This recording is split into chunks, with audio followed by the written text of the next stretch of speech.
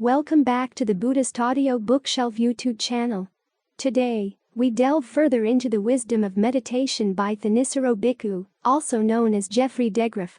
We deeply appreciate your support. Please take a moment to like and share this audiobook, helping us expand its reach and granting more individuals access to its profound insights. Don't forget to subscribe to our channel for instant notifications when new content is released. Together, we can disseminate the teachings of meditation and mindfulness, fostering a community dedicated to enlightenment and inner peace.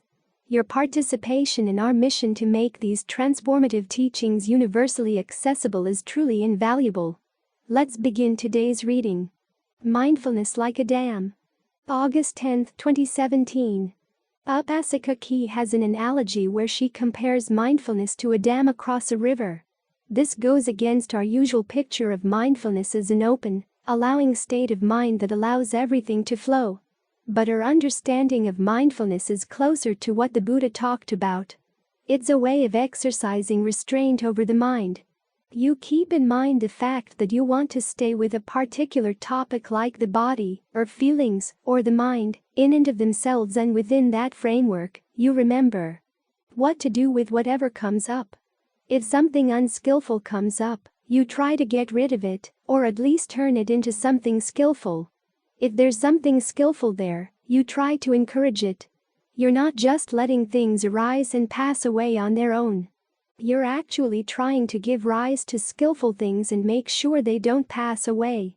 And, as with putting up a dam across any river, in the process of putting it up, you learn a lot about the currents in the river. You want to keep the mind with the breath. And, all of a sudden, you find yourself someplace else. What's important there is that you take a very matter-of-fact attitude toward what's happened and just bring your attention back. Stay with the breath again. But the next time around, try to be a little bit more alert to the warning signs that the mind is about to go off, and do what you can to counteract them. There may be a little twitching or stirring someplace in the body, which corresponds to a little twitching or stirring in the mind. And you can breathe through it. You've diffused it, at least for the time being. The quicker you can get at this process, catching the mind in time, the more you learn about the currents of the mind, how a decision gets made. We were talking today about a knee jerk, or I guess what you might call an elbow jerk reaction. An image of a watch comes into your mind, and you lift up your arm to look at the time. Noticing this makes you think about how many times you do that sort of thing in the course of the day, without even thinking about it, which is just like letting the river flow. But now you've put up a dam, and so you begin to notice things in the mind you didn't notice before. You begin to realize how many layers there are in the mind, like the many layers of currents in a deep river. If a dam isn't strong, you're not going to see them. Ajahn Fuang once had a student who complained that the more she meditated, the messier her mind seemed to be. And he told her that it was because she was detecting things that were there all the time, but that she hadn't noticed before. It's like cleaning your room. If you don't dust your room every day, you never see how many new layers of dust settle on the furniture or the floor in a day, because the old dust is already there. When the new dust comes, it doesn't make much difference. But if you dusted the room every day, wiped it down every day, then the least little bit of dust that came in, you'd see immediately. And it would look appalling. So your standards change. They become more meticulous, and you get to see things that are more and more refined happening in the mind. Now, you're not going to like a lot of what you see. Well, just accept that fact. Again, take a very matter-of-fact attitude toward that this is the way the mind has been all along. You're trying to uncover things, so don't be afraid to see things you don't like. After all, if you don't see them, how are you going to deal with them? They're just going to stay there, hidden powers in the mind. The other part of having a dam across a river is that you can then direct the water in the direction you want it to go. In this case, you're trying to turn it toward concentration. Here again, it requires mindfulness to remember what works in getting the mind to stay with the breath. And when you finally get a sense of ease and well-being with the breath, what do you do with it? How do you let it soak through the body, seep through the body, and keep watch over it? Here the currents of the mind are headed toward one thing. And when the currents in the mind are concentrated like this, they can wash a lot of things away. So even though the image of the dam seems a little bit restricted, it's there for a good purpose, because otherwise your mind is all over the place. There's a passage in the canon comparing a mind with hindrances to a river with lots of outlets. As a result, the river doesn't have any strength, because the water goes flowing off in all directions. But if you focus it on one channel, it has a lot of force. So we're going to use this force to clean up what's in the mind. You're going to find things you don't like in the mind, but they're not going to stay there. Your ability to see them is the first step toward washing them away, trying to understand when and why you have greed for something, or lust for something, or anger for something. There are many layers going on again, like many layers of currents in the river. First, there's what you see as immediately appealing about the object. And, even with anger, there's something appealing about the anger around it. Then there's another layer of appeal. Why do you like seeing that as attractive? These layers get more and more subtle. But the really subtle ones are the ones that are going to matter, that come from the lizard brain, communications that zip through the mind. Very quick, very subtle. If you haven't been training your mind to keep it with one object and bring it back when it wanders off, you're not going to see them. But if you have, you will. And you begin to realize the extent to which these little images that go through the mind, like subliminal images on TV, have a huge impact. The more stillness you have, the more you can be in control of how you respond to things. This is what the dam of mindfulness does for you. It allows the water to stop, and then you direct it to where you want it to go. So it's through standing in the way of these things that we learn about them. If you just go with the flow, everything is a flow. All the currents get mingled together, and you can't tell them apart.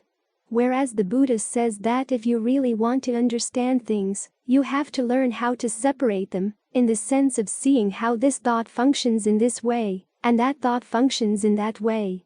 This perception feeds on that perception. They are interconnected, but they are somewhat distinct.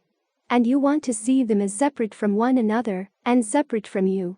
That, he said, is how you get past ignorance. You learn how to see things in the six senses and all the processes around the senses as something separate. So there are many currents to see here. And the more stillness you have, the better. To change the analogy, it's like being in charge of a large corporation and suddenly realizing that the different workers have power centers and ways of making decisions that you didn't know about at all. They were making independent decisions without really consulting you. And they were skewing the information that was coming up from the lower levels of the organization, so that you'd be inclined to see things their way, and would automatically make decisions their way. But now you're beginning to wander around the office, learning the politics inside and seeing where the misinformation's coming from. It can be somewhat upsetting or embarrassing to realize how much you've allowed things to go astray inside your own corporation. But now, at least, you're cleaning things out. And right there, there's hope, in the same way that putting a dam across the river of the currents of your mind can serve a good purpose. In the beginning, it feels constricting because things don't flow as they normally did. But if you learn how to direct the flow of the mind in a new direction, you see a lot of things you didn't see before. You can clear up a lot of messes that you didn't even know were there. So as you build this dam of mindfulness in your mind, make sure that it's solid. Build it on good foundations. The foundation of the precepts, the foundation of right view. And that way, you'll be like the image in the Dhammapada.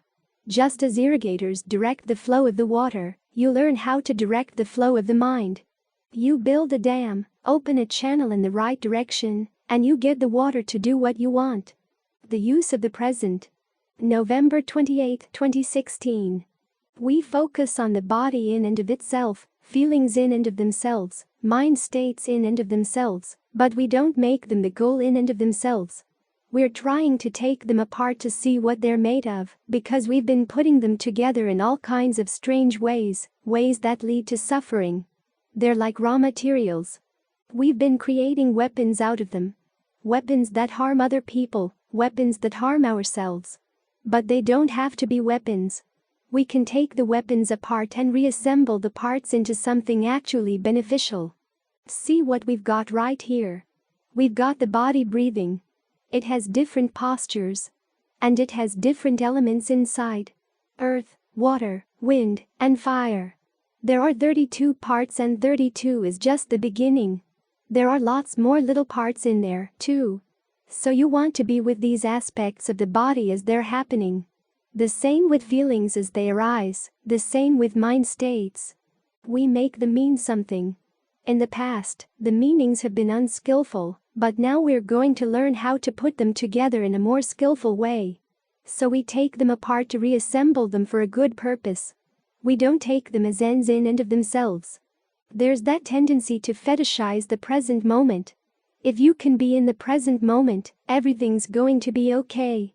That's the mantra of the mindfulness movement. But there are times when you're tempted to say, let's just disown mindfulness entirely, at least in the way it's been turned into a business here in the States. It's a shame, because mindfulness is a perfect word for what the Buddha was talking about. Keeping something in mind. We're not here with the present moment just to accept the present moment, because that's not going to solve all our problems. We're here to see what we've got here in the present moment, the basic building blocks, and to see if we can turn them into a path. A path to the end of suffering, because, after all, the path we're following is something you put together. Even the way you breathe is something you put together. You have an image in the mind of how the breath should be, but sometimes that image may be harmful. It's going to have an impact on how you actually breathe. If you change the image, it'll change the way you breathe. You can experiment, say, emphasizing the out breath. Without paying much attention to the in breath, be more careful to breathe out, to get all the unhealthy air out of your lungs. See what holding that idea of the breath in mind does. Or you can experiment the other way around. See what works best right now. Or with your feelings, how you relate to pains in the body. You may have some old unskillful ways of fabricating pains. There is a physical cause for most pains. The body's ready to create pains in all kinds of ways, but particular pains come up and we tend to try to trap them in a particular way, or move them around in a particular way, or we picture them to ourselves in a particular way, and that's going to have an impact on how we actually experience them. The same with mind states. Things come up in the mind. Some things come up and it's very easy to let them go. Other things come up and they're bristling with Velcro, or with bigger hooks than Velcro. They dig right in. There's a fascination with them. And we can fabricate those thoughts into all kinds of worlds. So the solution is to take these things apart and then learn how to fabricate them in good ways. Fabricate the breath. Fabricate your feelings into a state of concentration. Fabricate your thoughts into questions you might ask about where the stress is. What can you do to understand it? What can you do to figure out the cause? What can you do to abandon the cause? Those are useful questions. That's a good use of your directed thought and evaluation. The way the mind talks to itself. So the present moment is not an absolute. It's something you're always fabricating, and the strategy of the path is to learn how to fabricate it in a new direction, toward the end of suffering. This means that you're using everything that comes up in the present as a means to a larger end. You've already been using it as a means in the past, but this time you're going to use it with more knowledge and hopefully with some more skill. As a means to a better end. The more knowledge you bring to these processes, the less you'll suffer. There's an interesting piece I saw today in the New York Times, complaining about the mindfulness movement and its tendency to fetishize the present. The author's complaint was that people don't really get happy because of what they do.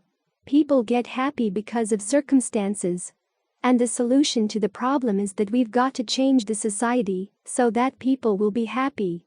However, the mindfulness movement is opposed to changing society, or is an obstacle to that change. That was the author's take. Yet this is one of those arguments where both sides are wrong. In other words, simply being in the present moment is not going to make you happy. But then trying to create a perfect society is not going to make you happy, either. Look at the Buddha. If anybody could have created a perfect society, it would have been him. But he saw that it was useless. There was a time when Mara came to him. The question had arisen in the Buddha's mind, could it be possible to rule in such a way that you wouldn't have to create bad karma, and that you could do nothing but good for all beings? Mara shows up and says, yes, do that. And the Buddha realizes that this idea of creating a perfect society is all a trick of Mara, because you're using people for ends. And how skillful are those ends? Even if the ends are good, there's a tendency to try to attain them in unskillful ways, to impose them on people. If you tell people that things will be good and they'll be happy only if society is perfect, people would die before they could find true happiness. On the other hand, the solution is not a matter of simply accepting things as they are. It's learning how to reshape them in a skillful way, starting with learning how to reshape things skillfully within yourself and, at the same time, being generous and virtuous. Generosity and virtue are probably the two best things for improving society. We're never going to get a perfect society, but you find that the wiser you are in your generosity, the more consistent you are in your virtue, then the better the world you create around you. And it can be done without force, without imposing your will on other people. Generosity and virtue are the yeast that gets into a society and makes it human, regardless of what the structure or system may be. If people were more virtuous and more generous, things would be a lot less oppressive. And the people who are virtuous and generous are also finding that they create happiness for themselves. It's to their benefit. That goes together with the practice of meditation. In the Buddha's image, virtue cleans your discernment, and discernment cleans your virtue. And under the term virtue in that passage, the Buddha included the practice of the jhanas and the knowledges you can gain based on jhana. As virtue and discernment clean each other, he said, it's like one hand washing another hand or one foot washing another foot. Both sides benefit. And you're shaping the present moment in a new way. We're not here just to accept things. We do have to figure out what we have, and to accept what we've got, as raw materials, but then we have to figure out what's the best thing to do with those materials. That's what the path is all about. The present moment is a path. It's leading someplace. The question is, what kind of path is it? Where does the particular path you're on right now lead? If your mind wanders off to thoughts of sensuality, thoughts of lust, thoughts of anger, it is a path, but it's a path in a downward direction. If you can develop thoughts of renunciation, compassion, and goodwill, that's a path leading upward. If you can take your thoughts and talk to yourself about the breath, get more settled in the present moment, that leads even higher. So we've got the raw materials here. The problem is, as I said, that we've been turning them into weapons and using them to harm ourselves and harm others. But you can grind those same raw materials down and turn them into medicine. That's one of the Buddha's images. The Dhamma is like medicine. He's like a doctor. And here you are, learning to be a doctor yourself, taking the things that you used to poison yourself and figuring out how, if you mix them in a different way, they can actually become medicines. So the present is here to be used. And the teachings are here to teach us how to use it wisely. The Karma of Concentration. February 16, 2017. Years back, I was asked to write a review of a book on positive psychology, the psychology of how people find happiness, and to approach it from a Buddhist point of view. One of the things I noticed, as I was reading through the book, was that there was no consideration of what the impact of your search for happiness might have on other people. The writer, as a psychologist, was claiming to be morally neutral, which is supposedly scientific, but there was no consideration at all that your search for happiness might harm others or yourself. So I pointed that out. That from a Buddhist point of view, this was a huge gap and a huge missing part of the equation. The editor of the magazine said he was surprised that I'd focused on karma as the missing factor. He was expecting something more along the lines of emptiness, say, or the bodhisattva vow that you shouldn't be looking for happiness anyhow. But I was surprised that he was surprised, because from the very beginning, the teaching was all about happiness, and it was all about karma. That's how the Buddha differentiated his teachings from others. He was a Kamavadan, someone who taught Kamma. This relates to another surprising incident. I was asked to give a talk on Kamma to a group of meditators on the relationship between Kamma and meditation. I spoke about how the teachings on Kamma are all designed to show that it is possible to master a skill. If Kamma, at least as the Buddha taught it, were totally deterministic, there would be no way to develop a skill, and there would be no reason to teach at all. After all, people wouldn't be able to change their ways, everything they did would be totally predetermined. If, on the other hand, everything were totally random, there would be no ability to develop a skill either, because something you might master today wouldn't mean anything tomorrow if everything kept changing in a random way. The way the Buddha taught Kamma was that past actions have an influence on the present and there is a pattern to how that influence works out, but the present moment is also shaped by your present actions, your present decisions, and you have some freedom in shaping those present decisions. It's precisely this understanding of Kamma that allows you to develop skills. As I was explaining this to the meditators, I kept getting blank looks. I found out later that they had been taught that meditation was not about doing anything at all. You're not supposed to do in meditation, just be. But that sets you up for all kinds of problems, because if you're going to understand concentration as you attain it, you have to understand it as a kind of action. Otherwise you hit some non-dual states, and you think you've become one with the non-duality at the basis of all reality. And then you get stuck. But if you see that even non-dual is a perception, a fabrication, an action, then you can take it apart. So the teachings on action, on Kamma, are directly relevant to how we meditate. First, there's the basic principle of developing a skill. You look at your actions and notice the effect that they have, both immediate and long-term. Think of the Buddha's instructions to Rahula. Before you act, ask yourself, what's your intention? Because, after all, the intention is the Kamma. It determines the quality of the Kamma. If you expect that the action is going to harm yourself or others, don't do it. If you don't foresee any harm, go ahead and do it. While you're acting, look for the results that are coming immediately, because sometimes some of the results do come right away. You put your finger on a stove, and it's not going to wait until the next lifetime before it burns. Other times, though, as when you plant a seed, you won't see the results until a later time, so you've got to look for those long-term results, too, after you've finished the action. If you see the action is a mistake while you're doing it, you stop. If you see that it was a mistake after you did it, you resolve not to repeat it. That's how you learn any skill. And it's not the case that the Buddha leaves you to explore everything. He gives advice on things not to do under any circumstances. You don't want to break the precepts. You don't want to engage in wrong speech, not only in lying, but also in divisive speech, harsh speech, idle chatter. And you avoid greed, ill will, and the view that your actions don't yield results, don't make a difference. Those precepts are principles you don't have to test. Just use them. But you find there are a lot of other things that you do have to test in practice. As you get more and more sensitive to the impact of your actions, you keep looking for subtler and subtler forms of harm that they might be causing. But it's important to understand what harm means here. As the Buddha said, if you break the precepts, you're harming yourself. It's interesting.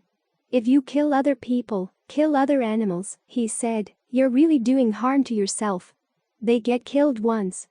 But you may have to endure a long time of suffering because of that action. If you want to harm other people, he said, you get them to break the precepts because, after all, they're agents, too. They're engaging in actions and they're going to be experiencing happiness or pain based on their actions.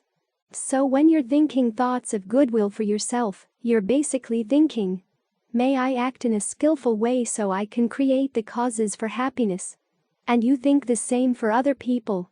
May they act in skillful ways, too. And that's a thought you can have even for people who have been destructive, horrible, and cruel. Your goodwill for them expresses itself that way. May they understand the causes for true happiness, and have the strength and willingness to act on them. But the important principle is that you're working on developing skills, learning how to be more skillful in how you do things, more skillful in how you say things, more skillful in how you think, how you order your mind. And this is where karma comes into the meditation, particularly when you engage in directed thought and evaluation. Some people say that when you get in the first jhana, the directed thought and evaluation are just an unfortunate wobbly or unsteady part of the concentration, but actually they're the work of right resolve. As the Buddha said, noble right resolve is the directed thought and evaluation in your concentration.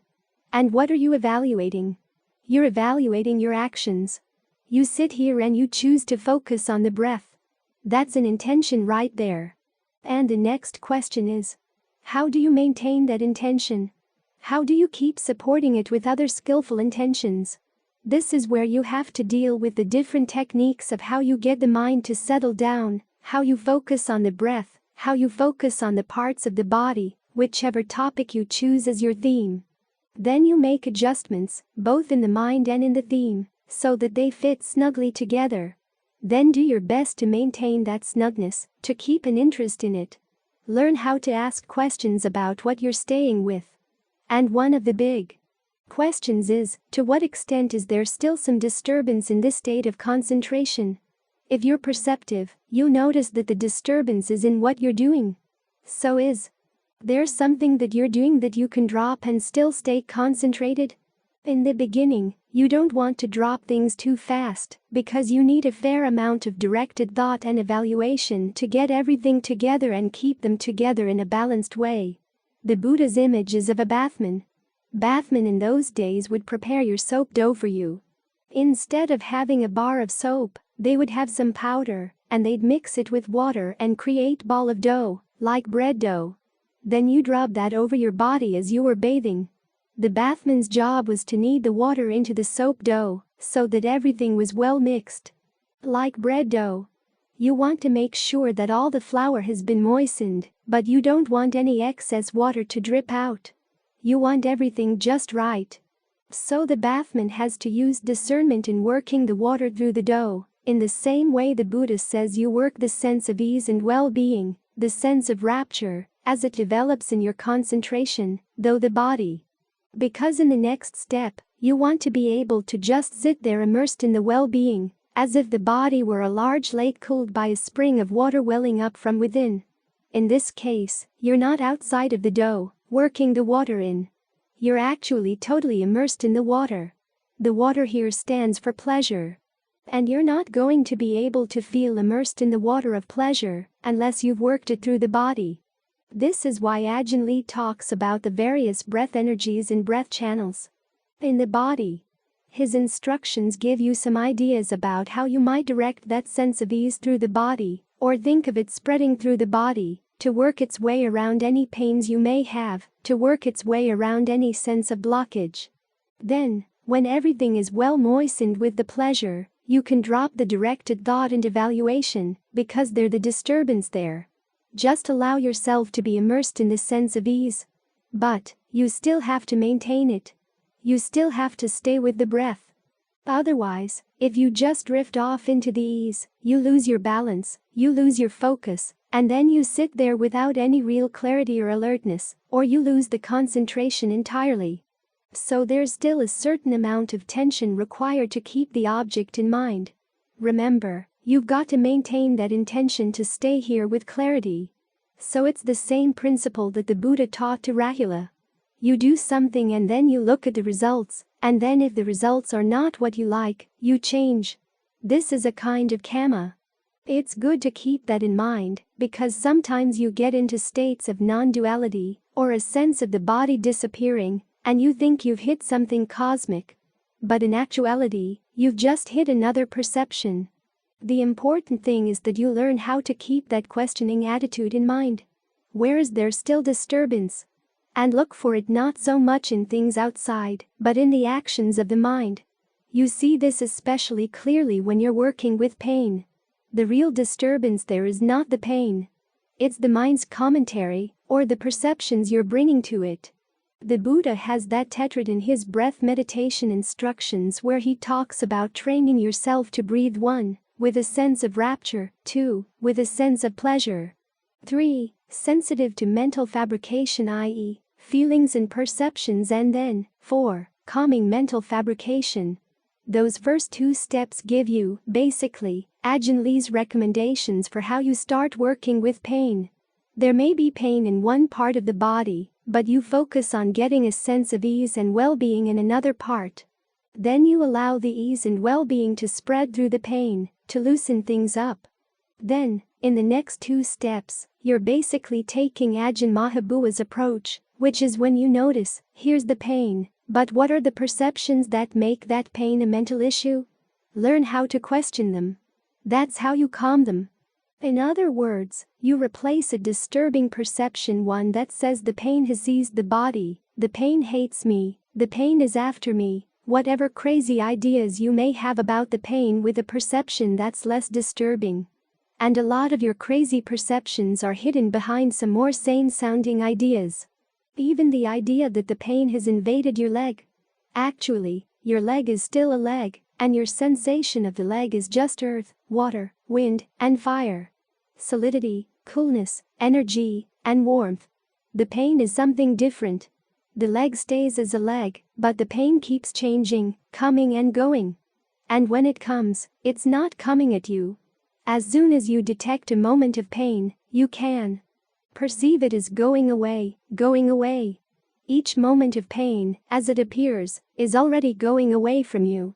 If you can learn how to use those perceptions, they're calming. The mind can then stay with the pain and not feel pained by it. So here again, it's a question of your actions. The perceptions you choose are determining whether or not you're going to suffer from things here in the present moment. All too often, we don't think we have a choice. We have our old set of perceptions. We're equipped with perceptions we've picked up from who knows where and who knows when, and for most of us that's what reality is. But the Buddha says that you can question them, replace them with new ones, and they'll have a different impact on the mind.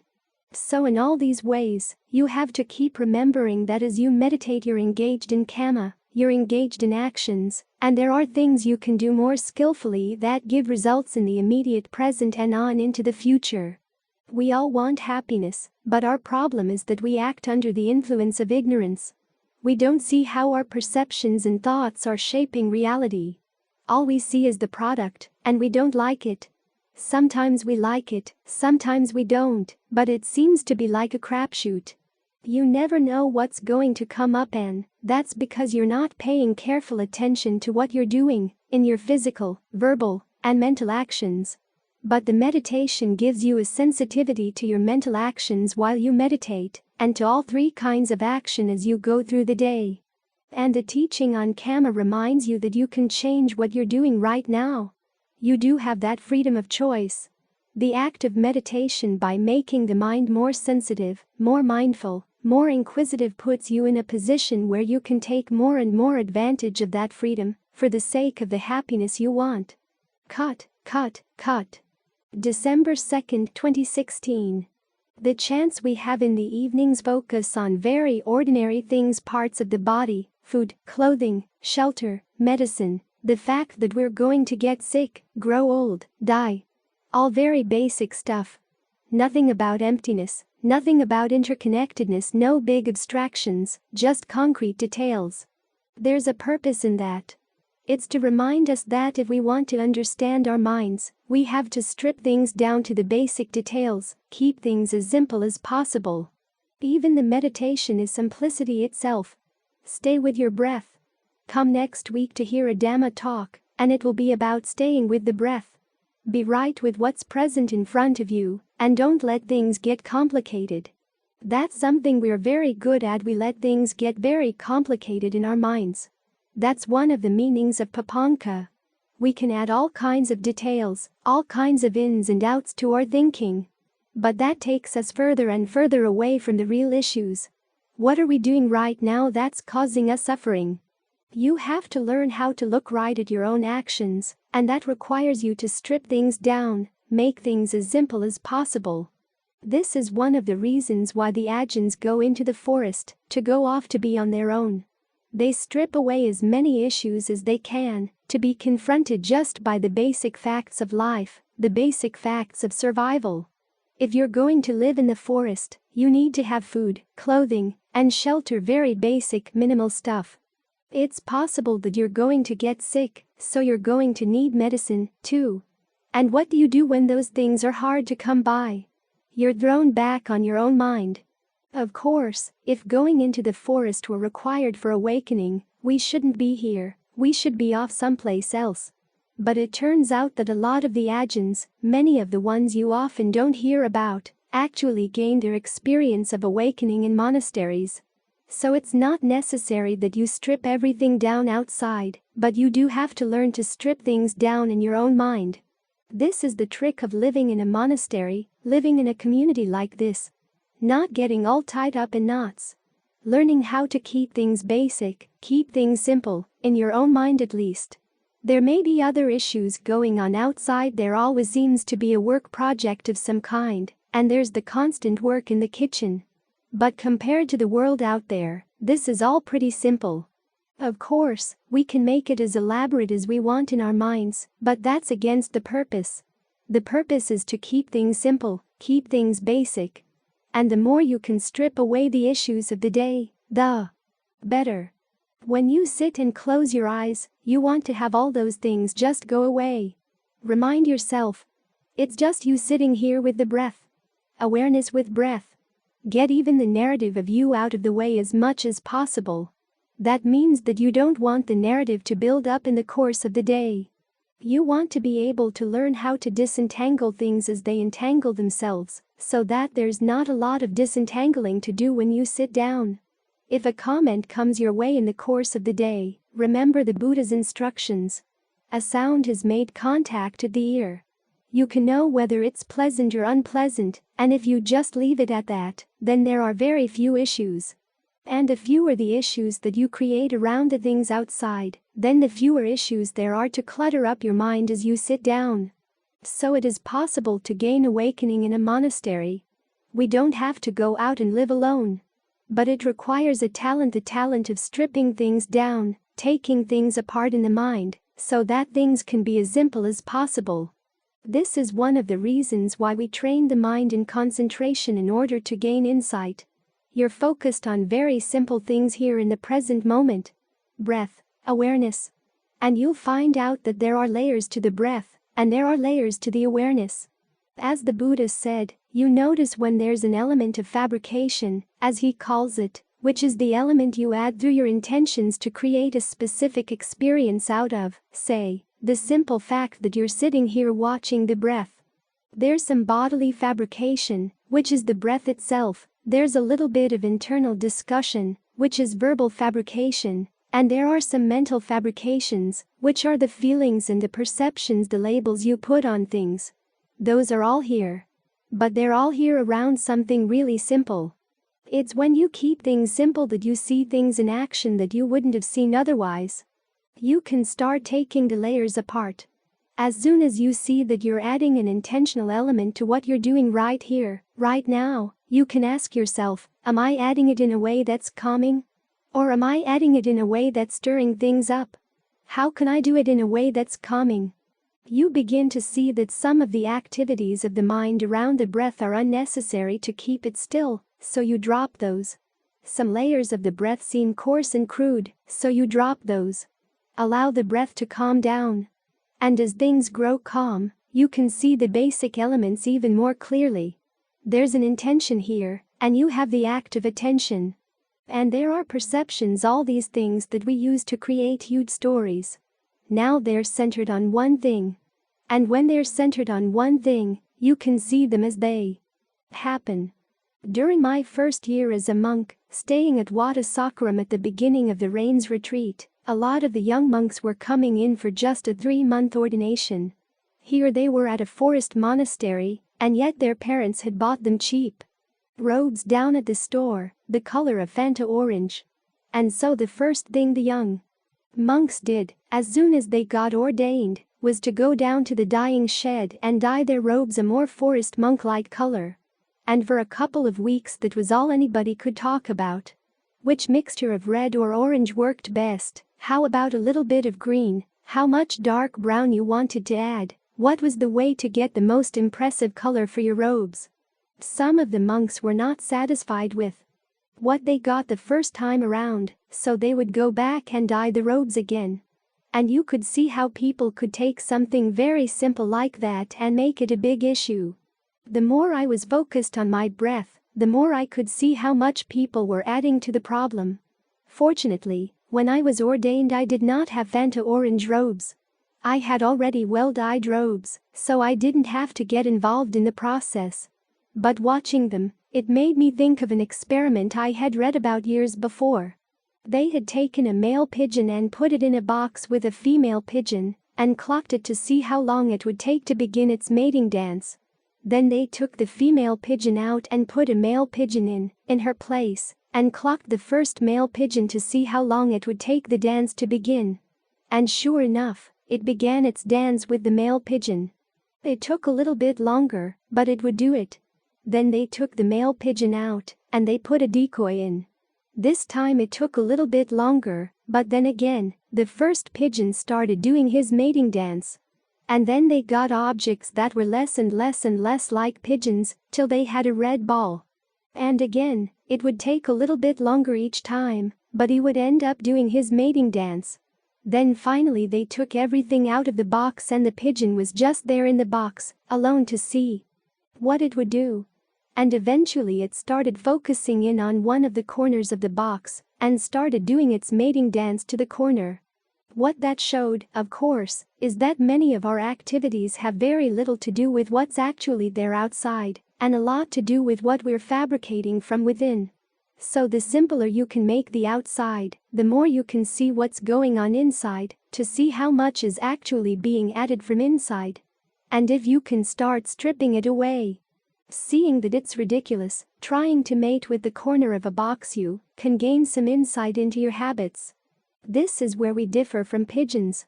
The pigeon couldn't reflect on itself, but we can reflect on ourselves to see where we're adding a lot of unnecessary drama, unnecessary complexity to our lives. We can start unraveling it. In the beginning, it's like unraveling a big tangled mass of string or a mass of yarn. It takes a lot of patience to pull out just one little strand. But as you keep pulling out the strands, pulling them out, pulling them out, pulling them out, the whole thing starts getting a lot less entangled, until you can see the act of intention very clearly in the mind. All too often in our normal way of living, our knowledge of our intentions is third or fourth hand. Something has made the decision inside, and we seem to know about it only later. But as you strip down the various layers of perception and inner conversations in the mind, and get the various layers of breath energies calmed down, then you get more in touch with what is actually making the choice in the mind. What act is doing this? Where is it? What does it say? As you get closer and closer to the real thing, you begin to realize that the basic messages are very, very simple. It's when they get sent up through the bureaucracy that they get elaborated. But actually, it all starts very simply. What's next? What's next? In other words, where are you going to focus your attention now? And what are you going to do with it? And when you actually see the intention or the act of attention in action, that's when you can start asking, is there something else? Is there another way of doing this, instead of making these incessant idiotic comments all the time? Is there a state of mind that doesn't have to be disturbed by them? Can you stop them or allow them to stop? And if you hit the right spot, everything begins to unravel. So do your best to keep things as simple as possible. Strip things down as much as you can, even as you're sitting here meditating. Your narrative of how an hour of meditation should go. Can you drop that? Just be with this breath. Any other filaments of distracting thoughts? Can you just drop them away? I know one Ajahn who had an image of a knife in his mind. Any strand of thought that would begin to connect in his mind, he would think of the knife cutting it. Even dealing with the body. All the sensations and assumptions that kept his sense of the body connected, he would cut. With the body, Some of the sensations are actually physical sensations connecting to one another, but there's an awful lot of mental activity that goes into connecting your sense of the body so that it's coherent. Can you think of just cut through all those connections? When you cut through, when you strip things down, then just the basic elements are there, and you see that the real problems are there in the basic elements. This is one of the reasons, as I said, why we have those chants that are so basic. Because they keep you focused on where the real issues are. A Poker Mind. May 29, 2017. When you settle down with the breath, you're trying to bring three things together: your sense of the body, the feeling of pleasure, and your awareness.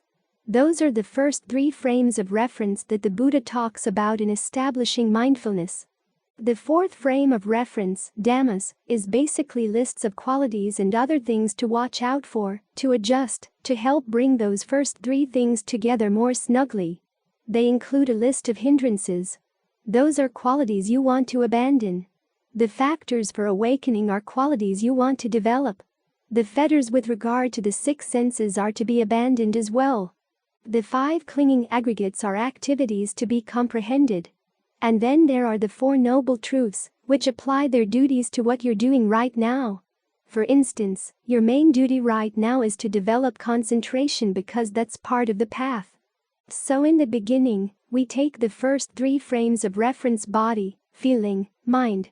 And we try to bring them together. They may not fit quite together at first, which is why we have to do a lot of directed thought and evaluation. Figuring out what's wrong with the breath, what's wrong with the mind. And when the breath does get comfortable, the next question is what you can do to maintain that sense of ease, and then let it seep through the body.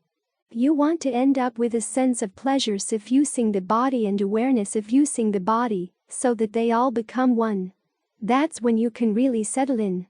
You've got to maintain that sense of awareness and breath and pleasure until the pleasure starts feeling gross.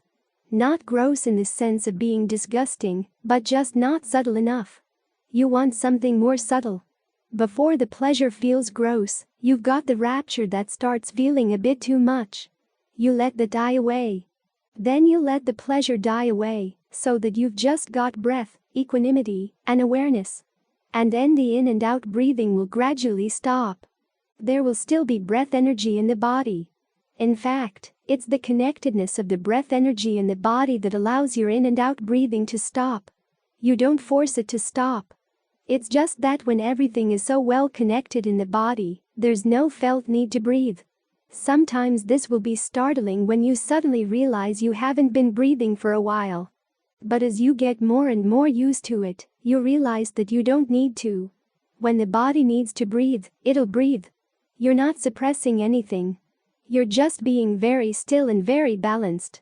It's at this point where your sense of the knower comes to the fore. As the movement of the in and out breathing, which is what defines your sense of the body, gets less and less and less, you're just left with a cloud of little sensation droplets. There's a vague sense of that cloud as having a body shape, but it's not very well defined. As Ajahn Fuang would advise his students, you have to wait until that point before you really start thinking about just being with the sense of knowing on its own. Prior to that point, you can have a sense of the knower, of what's simply aware of things, but it's not going to be stable. As you go through all the beginning steps of concentration, you're trying to get a perception that you can hold on to. At first, there will be gaps in the perception. But as long as there's something obvious that you can focus on to sustain the perception, you can paper over the gaps. For example, you've got your breath as your main object. You're thinking about the breath, and if the perception happens to lapse for a bit, the breath is still there, coming in, going out. So you apply the perception again. It's what keeps you there. The two help each other along. But if you're going to focus on the knower at that point, you don't have anything to focus on but the perception itself. When there's a gap in the perception, the focal point is gone. So you need practice in learning how to make your perceptions more and more continuous. This is what mindfulness is for. It stitches these perceptions together so that you get to the point where the perceptions are constant, regardless of whether the breath is going to be there or not. That's when you can let the breath go. But it's not the case that you don't try to develop a sense of the observer as something separate from early on, simply that it's not going to be as prominent. It's not going to be as obvious, as stable. And it's not going to hit home in the same way. Only when the mind has settled down to the point where the breath has stopped and your sense of the body is beginning to dissolve, and you've just got the awareness left, will it really hit you. There will come a realization at some point that this is my awareness. We're not talking about something far away in a Dhamma book someplace. It's right here and it's very clear and very obvious. It's like tuning into a radio station. In the beginning, there will be some static because you haven't tuned quite precisely. But when you're well tuned and the radio is locked into the signal, the static is gone. But you don't have to wait until that point to get at least some use out of this idea of the knower. It starts very early on, as when the Buddha talks about dealing with unpleasant words from other people. If someone says something nasty, just remind yourself that an unpleasant sound has made contact at the ear, and see if you can leave it at that. You don't stitch it into stories about who the person is or how bad their intentions are, or how much you feel hurt by their words or whatever. There's just the contact at the ear and then you drop it. You're observing what's there, but you're training yourself not to add anything more to what's there. That's the role of the observer. You can try to learn to do that with painful feelings as well. The feeling is there, but can you allow it to be there without a lot of commentary, a lot of complaints? Can there be just the sensation without any thoughts about how long this sensation has been there, or how much longer it's going to be here? You're not dragging yourself down. Just note. There it is. Note that this sense of the knower will waver because it doesn't yet have the same solidity as it would if you were coming out of strong states of concentration. But it's helpful to keep in mind that this is something to aspire to. It's like having a good poker face. Whatever comes up, you're not fazed, and you don't show any signs of being fazed. Call it a poker mind. Whatever comes up, you figure that it's all equal. Part of your mind may say, no, it's not equal at all, but for the time being, you can borrow some of the Buddha's discernment. This is what the strength or the treasure of learning is. We're borrowing the Buddha's discernment to help us when we can't create discernment of our own. Part of this lies in learning how to see feelings of pleasure and pain, as they come in, as being equal, as having equal value, so that the mind doesn't get turned by these things. What you're doing is developing patience and endurance, together with equanimity, and learning how to apply them in areas where you hadn't applied them before. You're also learning how to talk yourself into seeing these qualities as good things to have. Part of the mind may complain that you're being impassive, dull, not standing up for your rights, not defending yourself, whatever. But you have to learn how to say no to those voices. Learning how to be just with what's there and to let it go as it passes away. This is a skill you're going to need to develop. So work at it outside of the meditation, too. When I was staying with Ajahn Fuang, he would test me to see if my concentration was getting better. He would say things that he knew would usually get me upset. And in the beginning, I didn't realize what was happening and I'd get upset. But then I realized, oh, he's testing me to see how well I can maintain a sense of being impassive and solid in the face of whatever. And the advantage of that is that you learn how not to get fazed by criticism, especially from the people you respect. This doesn't mean that you brush it off, simply that you don't react emotionally. That allows you to look at the criticism to see exactly where it's right. How can I benefit from the criticism? Then you can develop the attitude that Ajahn Lee talks about, where you can take anything that the world throws at you and see that it's got its good side as well as its bad. No matter how good it may seem in terms of the world, it has its bad side. Wealth, fame, praise. Those things you've got to watch out for. At the same time, the things that the world says are bad have their good side as well. Material loss, loss of status, criticism. You can learn from loss, you can learn from criticism, but you learn best when you're not reacting, when you can develop this sense of just knowing that whatever's there is simply there. You're not getting carried away by all the embroidery that you tend to add to these things. So bring that attitude to your meditation. It helps a lot. To begin with, when things aren't going well, you don't get upset. You tell yourself, well, this is a job that's going to take some time. I've been following my defilements for a long time. I've been following my cravings. They've been leading me around by the nose for who knows how long. It's going to take a while to undo those habits. Then, as things start going well, make sure you don't get excited. All too often, it happens that the mind finally settles down, it feels really good, you get excited and you've lost it. Some people will say, well, it's because I've been trying too hard or I like it too much. It's not that you like it too much. After all, it's what you want to happen in the meditation. It's just that you have to learn how not to be so reactive. Say, oh, there's that. Oh, there's that. If you get excited about a little bit of concentration, just think of what would happen if something even better than that came along. You'd get really excited and lose that, too. So one of the skills you have to develop as better and better things develop in the meditation is to say, oh, there's this, and hold the mind in check, so that you can observe what happens after this. And you learn how to observe it better. This is what the Buddha told Rahula to make his mind like earth from the very beginning. Whatever gets poured on the earth doesn't react. You want to have that same quality of solid non-reactivity. That's what's meant by being with the observer, being with the knower. It's a construct you've constructed out of your perceptions. It's not the awakened mind or anything, but it's something you want to develop as one of the fruits of your concentration, so that whatever happens, you have this place to resort to. Then it becomes a good basis for your discernment, because your discernment is going to be seeing connections between causes and effects, and sometimes you'll be seeing connections you don't like at all. In other words, you see something really stupid you're doing and you should have known better. Now you realize it's not necessary and it is stupid. And if you don't get upset by that fact, then you can let it go. Ultimately, there is another kind of consciousness that lies on the other side of concentration, and that comes as a result of the discernment. That's something else entirely. This is a point that so often gets confused.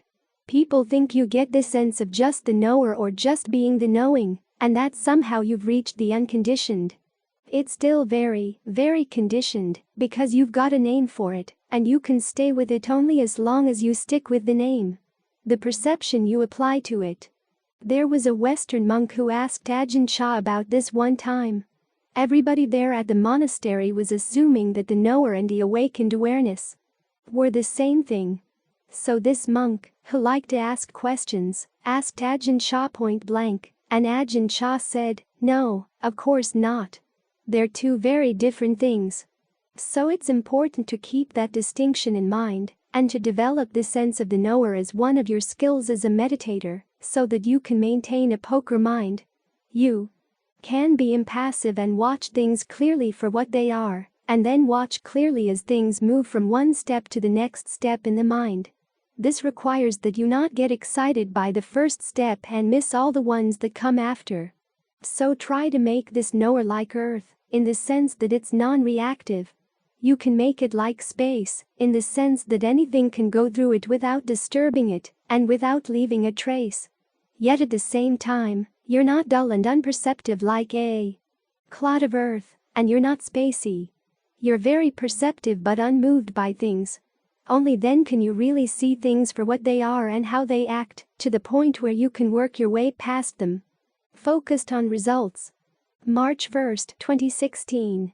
Sometimes you hear that when you practice you shouldn't be focused on getting results. The extreme version of that idea is that meditation should be totally purposeless, totally useless.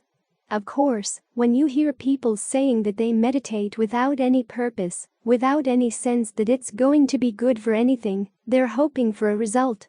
They're hoping to impress you. Every action has a result. And we act for the sake of results. The question of being focused on getting results comes down to the fact that there are skillful ways and unskillful ways of being focused that way. So it's good to know the distinction. After all, The Buddha said that wisdom begins with the question, what, when I do it, will lead to my long-term welfare and happiness? That's looking for a result right there. Long-term results, lasting results. That's what we want. The question is, how do we get those lasting results? Two wrong ways of being focused on results that get in the way are, 1. Wanting whatever you do to give good results, and 2. Wanting to have the results right away. The first case is simply a kind of narcissism. You decide that you want to do something and you want the results to be good. You get upset when the results aren't good, and you complain. Or you try to get everybody to agree that, yes, those really are good results. But you don't learn anything that way. You just try to force your will on things and, of course, things are going to push back. You can keep it up for a while, but there comes a point where it all breaks down and you suffer. The second unskillful way of being focused on results is basically impatience. We do something good and we want the results right away, without taking into consideration the fact that we've been doing things unskillfully for a long time, and some of those things are going to be giving their results, so that the new and the old are going to be mixed up together. So we have to learn how to accept that. Sometimes it takes a while to develop the skill that we need. And it takes a while, once we've finally got the skill, for the results really to get solid and dependable. So when you find yourself frustrated in the practice, step back a bit and ask yourself, are you being too impatient? Now, patience doesn't mean that you just sit back and be passive. You have to actively do good things to try to work on developing your skill. But you want to learn the powers of endurance that allow you to develop something. That's going to take a while. We're in this for the long term. And we have to learn how to deal with long fallow periods when we're putting in effort, and the practice is something we're doing every day, and yet the results aren't quite what we want. And one of the important keys to having patience is learning to have a good sense of humor about all this. There's an interesting passage in Slaughterhouse-Five, where the main character, an American prisoner of war, visits the British in their prisoner of war camp. And it's a very different camp. The Americans are sitting around moping and depressed and pretty hopeless, even plotting revenge on one another, whereas the British are all well shaven, all well looked after. They put on plays to entertain themselves. In other words, they learn how to find what is enjoyable in the midst of a long-term project, even when the odds seem against them. You hear that story about Shackleton and his crew going down to the coast of Antarctica, not even making it to the coast, getting caught in the ice, and their ship gets crushed. The men have to make their way all the way across to the island of Georgia. It takes a long time. And he doesn't lose anybody. As he said later, a lot of it had to do with the fact that everybody was disciplined. They knew what had to be done and, even though things looked hopeless, they just did it. They knew that if there was any hope at all, it would depend on their actions. So Shackleton apparently was really good at keeping people's spirits up as best as possible. One of my favorite stories of ships being caught in the ice was a case where they were looking for the Franklin expedition, which had been a big disaster in an attempt to find the Northwest Passage. Ship after ship was sent to find at least the remains of the expedition, if not the living men. One of the ships sent out in search went around Cape Horn and up through the Bering Strait to attack the Northwest Passage from the west. They got stuck in the ice north of Alaska and had to winter over. So what did they do? The ship's captain decided to teach all the men how to play billiards. That was back in the days when billiards was an upper-class sport. But he said, well, forget that. Get everybody on board playing billiards. So they went out on the ice and built a billiard table out of ice. And he taught everybody how to play billiards. That's how they kept themselves entertained throughout the Arctic winter. You read about the Fram, the Norwegian ship that was stuck in the ice. They actually would print a little newspaper with entertaining stories. People would put on plays and there'd be entertainment on a regular basis. All of which shows that if you're going to go through fallow periods, you have to keep yourself entertained. If your sense of humor is good, and you see the irony in your situation, whatever it is, that attitude can keep you buoyed up, So that even though the results aren't coming as fast as you want them to, you give yourself the strength to keep on putting in the effort. There's a similar passage in Joseph and his brothers, where Joseph has been caught, accused of an attempted adultery, and thrown in prison. So he decides to entertain himself by interpreting dreams. He starts by interpreting his own dreams, and then interpreting the dreams of his wardens. Eventually, of course, the Pharaoh has his great dream. And Joseph's talent as a dream interpreter ultimately gets him brought into the presence of the Pharaoh, and he gives the right interpretation. So what started out as a pastime actually became his key to getting out. You look at the forest masters. All of them have really good sense of humor, the kind of humor where they could laugh in a good-natured way at their own mistakes. That's what helped them overcome not only impatience, but also whatever traces of narcissism they might have had. They needed that sense of humor because they'd be stuck in the forest, and it's not the case that when you get out there and you finally have no more responsibilities, your practice just goes lickety-split. A lot of us think that because we have this or that obstacle in our daily lives, that's what explains why our practice isn't progressing. But if finally we had 100% of our time to give to the practice, everything would go really well. Well, it doesn't always happen that way. A lot of times you're out in the forest, and nothing seems to be working because you're not there alone. You've brought all your memories of the past along with you. And you've got to learn how to deal with them. So you learn how to find some humor in the situation, keep yourself entertained in ways that are in line with the Dhamma. This is how the Ajahns became the Ajahns. Their senses of humor saw them through. So we do focus on results. We focus on acting in a skillful way and learning from the results of our actions. That's how the Buddha found awakening, and that's how we're all going to find our own awakening. By being very clear about what we're doing, the results we're getting, and what we can do better. So in this way, we are focused on results. What this means is that you have to put your preferences aside. That old Zen saying that the great way is not difficult for those with no preferences. It doesn't mean you just give up preferences of all kinds. You prefer to get skillful results and you prefer to gain awakening. What it means is that you don't stick to your old ways of doing things, saying that this is the way I'm going to do things, this is the kind of person I am, and this is how it has to be, and I want to get good results that way. They don't come simply because you want them to. Narcissism is not the great way. You learn from your actions, that's why we're focused on our actions and on their results. Given that the principle of karma is quite complex, the results may not come as quickly as we'd like.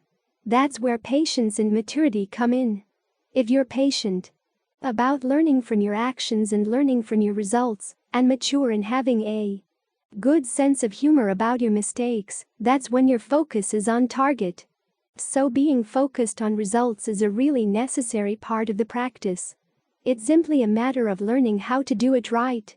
In alignment with the Buddha's teachings, we underscore the tremendous significance of sharing wisdom widely. At present, we've converted this extensive 1,000-page work into a user-friendly audio format. The responsibility to advance this noble endeavor now lies with you. Through your subscriptions, likes, and the sharing of our content, you play a pivotal role in the widespread distribution of these teachings, benefiting countless others. Let's continue the age-old tradition of knowledge dissemination and the nurturing of mindfulness for the greater good of humanity. We wholeheartedly invite you to join us in this undertaking, and together, we can effect profound and positive changes in the lives of many.